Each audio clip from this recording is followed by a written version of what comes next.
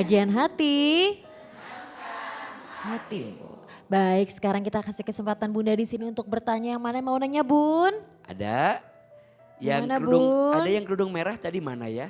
Sok, silakan, Iya, Bun. silakan. Assalamualaikum warahmatullahi wabarakatuh. Waalaikumsalam Ya. warahmatullahi wabarakatuh. Punten punten teteh. Mohon maaf ini tentang dunia sekali. Saya seorang guru seorang guru taman kanak-kanak dan kebetulan sekolah ini adalah milik saya sendiri. Sudah berdiri sejak 2005 dan alhamdulillah tahun bertahun itu berjalan lancar. Singkat ceritanya 3 tahun belakangan ini saya membutuhkan modal yang besar. Akhirnya saya memberanikan diri pinjam uang riba. Saya memberanikan diri, saya pikir dalam 3 bulan itu saya bisa membayarnya gitu. Tapi qadarullah bulan berganti bulan saya hanya bisa membayar bunganya. Sampai akhirnya saya habis mobil bahkan rumah habis semua. Izin, berapa kemarin pinjaman awalnya? Saya pinjaman awalnya 100 juta. 100 juta. 100 juta, cuma bunganya dari 10 juta itu 3.500.000 per bulan. Saya hampir 25 juta per bulannya, cuman saya nggak sanggup, akhirnya saya cuma 15 juta sebulannya. Dalam Tapi, jangka berapa tahun? Tadinya saya berjanji hanya 3 bulan, tapi ini udah hampir berjalan hampir 2 tahun. Jadi saya setiap bulan itu sekolah saya habis ke situ semua. Akhirnya saya jual rumah saya jual mobil saya walaupun masih ada hutang saya. Cuma saya sudah bertobat, sangat bertobat. Saya bertobat tidak mau bermain riba lagi. Saya tidak menyentuh uang-uang riba lagi.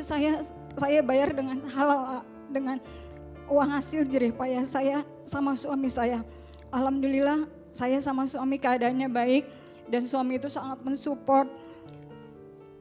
Cuma yang di sini yang bikin saya sakit, saya sudah bertobat, saya sudah berusaha untuk menjadi lebih baik, tapi terus ujian saya nggak lepas lah, bahkan bertubi terus datang terus.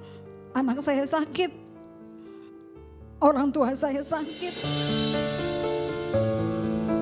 Saya punya beberapa teman, bahkan saya punya beberapa grup, semua menjauh, menghilang. Entah itu mereka datang ingin tahu cerita saya, akhirnya saya menceritakannya. Saya pikir dengan mereka bercerita, oke lah saya tidak dibantu dengan materi, tapi paling gak support dari mereka. Tapi tidak, semua jauh menjauhi, bahkan teman dekat saya, teman yang saya anggap seperti saudara saya malah menjauhi. Saudara-saudara saya juga seperti itu. Jadi saya betul-betul ditinggalkan oleh semua, saya dipandang hina banget. Yang jadi pertanyaan saya, apakah hutang itu suatu aib? Sampai saya dipandang rendah oleh orang lain.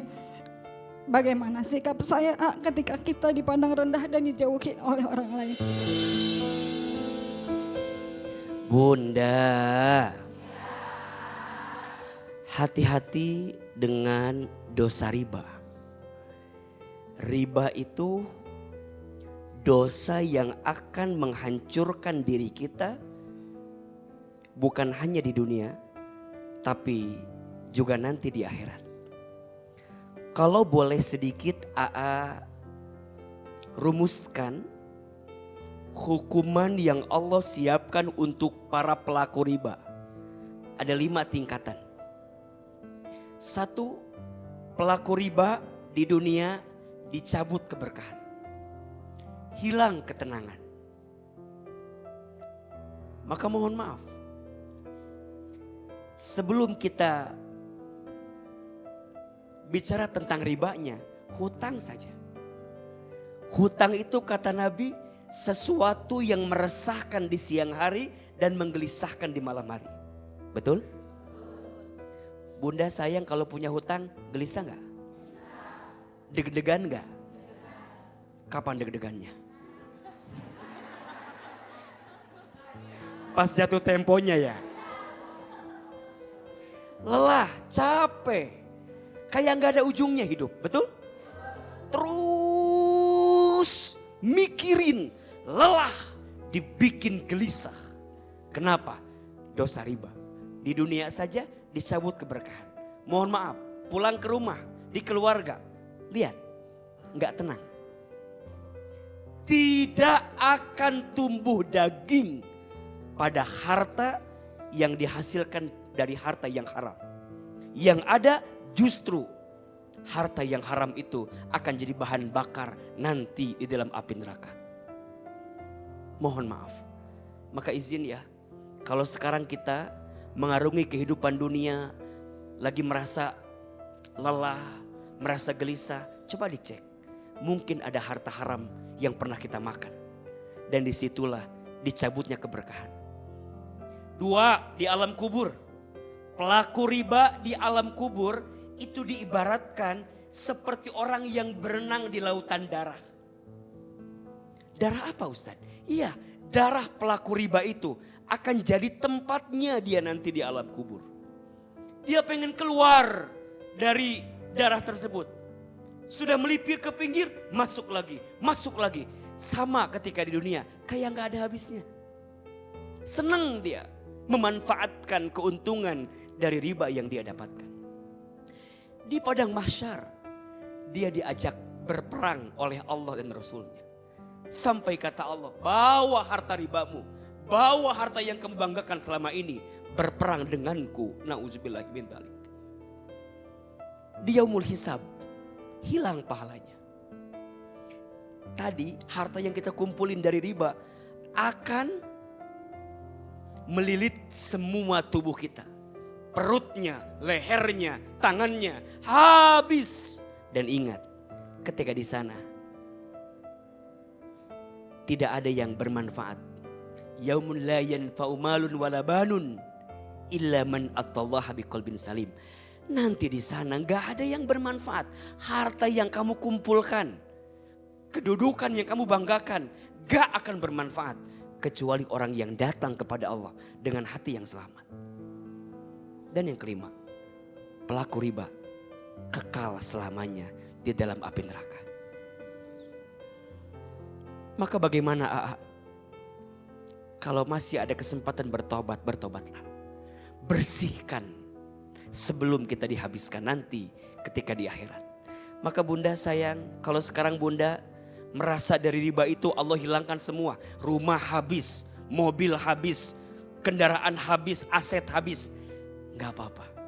Itu cara Allah membersihkan harta bunda dari dosa riba yang pernah bunda ambil. Ayo bunda sayang, yang punya hutang ini bulan Ramadan banyak doa. Insya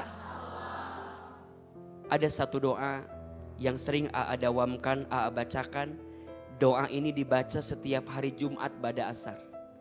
Isinya salah satunya agar kita bisa lebih cepat menyelesaikan hutang kita.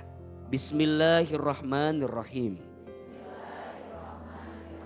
Allahumma kfini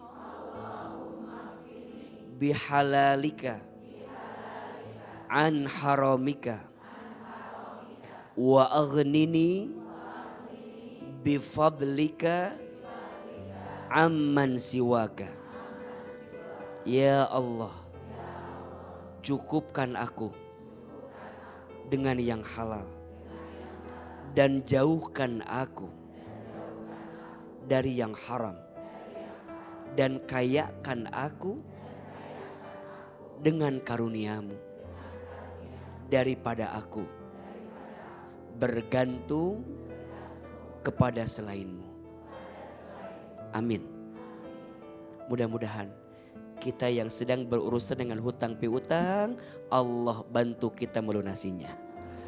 Semoga Allah menjaga kita dari urusan hutang piutang, dan khususnya Allah jauhkan riba dalam kehidupan kita. Amin ya rabbal alamin. Saya menyesal banget, apalagi setelah saya baca-baca riba itu seperti kita berperang katanya ya Kak ya. Caranya ya cuma saya nanya ke temen gitu, beberapa kajian di rumah juga. Udah, kalau riba itu caranya cuma satu, tobat. saya agak sedikit lebih tenang aja gitu. Ternyata ya memang ini kan dunia ya Kak ya gitu. Kata Hilman, kalau kita dijauhin sama orang gitu ya nggak usah diiniin gitu. Yang penting sekarang kita fokus sama urusan kita, sama penyelesaian kita.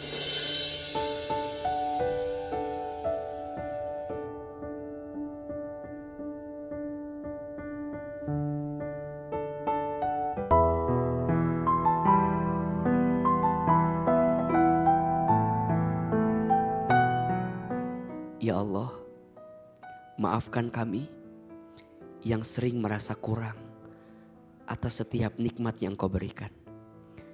Ya Allah, maafkan kami yang sering mengeluh atas setiap takdir yang Engkau hadirkan.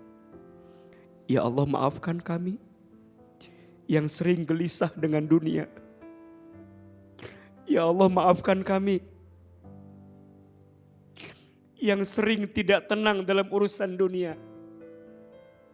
Padahal kami tahu dunia bukan tempat tinggal kami, tapi dunia tempat meninggal kami. Ya Allah, kami mohon kepadamu, bahagiakan kami ya Rabb. Bahagiakan kami di dunia. Terlebih nanti bahagiakan kami di akhirat. Ya Allah, untuk semua dunia yang sedang kami lewati, mampukan kami menghadapinya. Mampukan kami menjalaninya. Ya Allah, jika dunia ini terasa berat untuk kami, cukuplah surga jadi balasan atas beratnya dunia kami ini ya Rabb.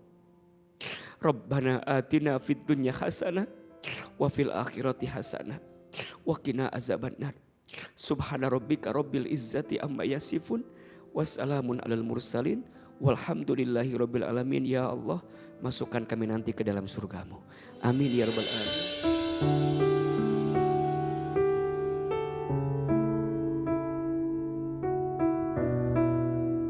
Dunia itu terkutuk dan segala isinya pun terkutuk. Kecuali zikrullah, mengingat Allah, orang-orang yang berilmu dan orang-orang yang mempelajari ilmu. Hadis riwayat Tirmizi. Alhamdulillah sudah selesai kajian hati hari ini. Saya Zizi Syahab pamit undur diri. Terima kasih Ustadz, terima kasih bunda-bunda cantik yang ada di sini. Kita ketemu lagi di lain waktu. Wassalamualaikum warahmatullahi wabarakatuh. Waalaikumsalam warahmatullahi wabarakatuh.